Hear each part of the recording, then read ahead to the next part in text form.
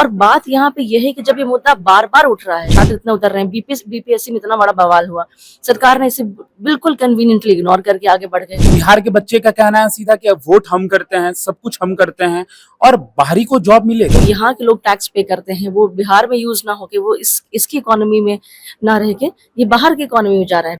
No domicile no vote, नौकरी ले बाहरी और लाठी खाए बिहारी। नमस्कार, हमारा नाम है दीपक और आपने देखना शुरू कर दिया सच टॉक, न पक्ष न विपक्ष, सिर्फ सच। देखिए, लगातार डोमिसाइल पॉलिसी को लेकर छात्र आंदोलन कर रहे हैं। छात्रों का कहना है कि डोमिसाइल पॉलिसी हमारा हक है और डोमिसाइल पॉलिसी लागू होनी चाहिए। देखिए, इन्हीं तमाम मुद्दों पर बातचीत करने के लिए जनसुराज की प्रवक्ता सोनाली आनंद जी हमारे साथ जुड़ी हैं। बहुत स्वागत है मैम। धन्यवाद मैम, जिस तरीके से लगातार डोमिसाइल पॉलिसी को लेकर छात्रों का मांग बढ़ते जा रहा है और सरकार ध्यान दे रही है कि नहीं, ये तो बच्चों का मुद्दा है और बच्चे इस पर लगातार बोल भी रहे हैं, कैसे देखती हैं?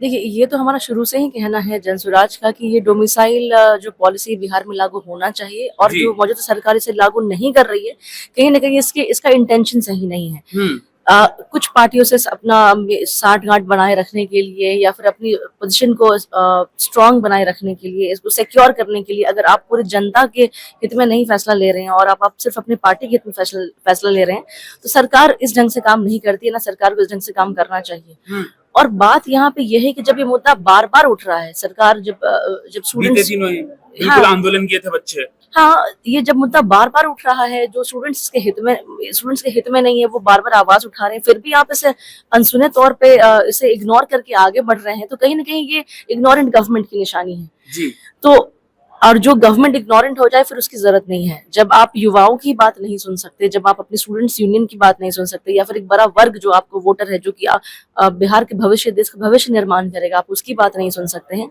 तो सरकार कहीं ना कहीं एक कह सकते हैं ना कि एक बिल्कुल ये डिक्टेटरशिप में आ गई है। ये डेमोक्रेसी तो है ही नहीं। एटलीस्ट अगर कोई प्रॉब्लम्स है, आप डिस्कशन में आइए, एक्नॉलेजमेंट तो दीजिए। एटलीस्ट जो छात्र इतना उतर रहे हैं, बीपीएससी में इतना बड़ा बवाल हुआ, सरकार ने इसे बिल्कुल कन्वीनियंटली इग्नोर करके आगे बढ़ गए, इतना बड़ा आंदोलन हुआ, तो कहीं ना कहीं आप एज अ उनको वोटर भी नहीं देख रहे हैं। कहीं कहीं स्टूडेंट्स को, युवाओं को, अगर आप उनको एज अ वोटर भी देखते तो कहीं ना कहीं आप उनको कंसिडरेशन में लेते। मैम, इस साल चुनाव होना है, बच्चों का सीधा कहना है कि अगर आप डोमिसाइल पॉलिसी लागू नहीं करिएगा तो हम वोट नहीं देंगे। No domicile no vote.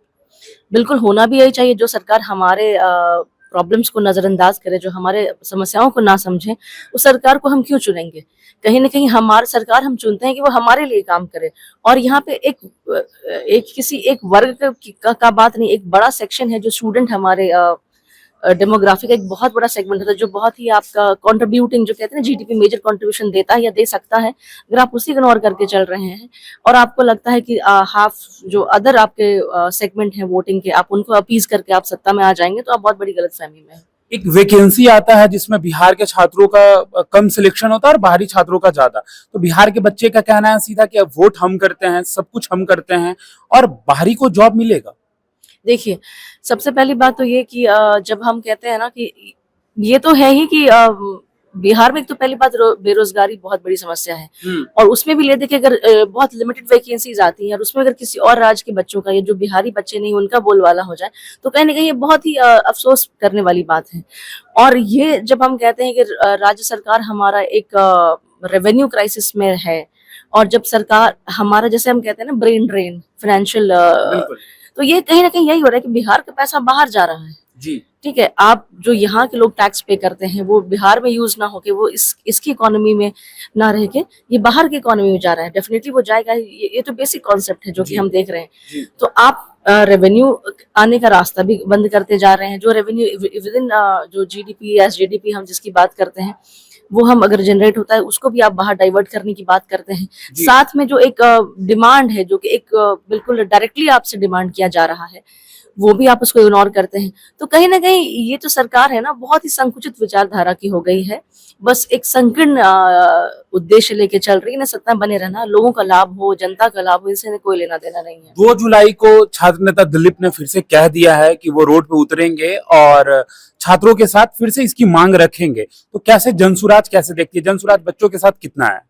युवा के साथ हम हमेशा से हैं, और जो भी बात बिहार के हित में है, स्टूडेंट्स के हित में है, या एक बड़े वर्ग के हित में है, हम उसके साथ हैं। जी। और आपने देखा भी होगा कि बीते दिनों में जब प्रशांत किशोर खुद भी बीपीएससी के अभ्यर्थियों के साथ बैठ के धरना दे रहे थे, आंदोलन कर रहे थे, उनका पूरा साथ था उनके साथ।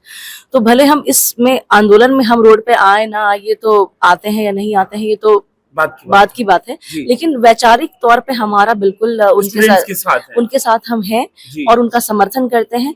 और रहा सहयोग की बात, तो हम लोग जब भी हैं एज एक दल जो बिहार में नई सोच के साथ आई है, वो युवाओं के साथ है। और क्योंकि हम ये जानते हैं कि बिना युवाओं के बिहार का विकास नहीं हो सकता। जब तक आप युवाओं को कॉन्फिडेंस में नहीं लेते हैं, उनके लिए काम नहीं करते हैं, तो आप एक बड़े बिहार, एक अच्छे बिहार की परिकल्पना नहीं कर सकते। मैम, आखिरी सवाल होगा, जिस तरीके से बच्चे का ये कहना है कि लाठी हम खाते हैं, प्रोटेस्ट हम करते हैं उस जॉब के लिए या किसी वैकेंसी के लिए, लेकिन जब वैकेंसी आती है, जॉब मिलना रहता है, तो हम वोट करते हैं और सब कुछ मेरा होता है, और एट लास्ट आप वोट के वजह के बाद भी आप दूसरों को दे देते हैं, जो आप दूसरे राज्यों को, बच्चों को दे दे रहे हैं। जी जी, नहीं आप देखिए ना, ये डोमिसाइल पॉलिसी में कुछ भी गलत नहीं है। बहुत सारे ऐसे राज्य उन्होंने लागू किया हुआ है, क्योंकि जो जिस बच्चे जिस राज्य के हैं वहाँ पे वो उनके लिए ज्यादा अच्छा माहौल है, वो वहाँ पे काम करेंगे, ज्यादा फ्लरिश करेंगे। लेकिन जब टोटली एक एनवायरनमेंट डिफरेंट हो जाता है, ये उनके लिए भी चैलेंज है और हम बिहारियों के लिए भी चैलेंज है, जहाँ पे कंपटीशन आप और टफ कर देते हैं।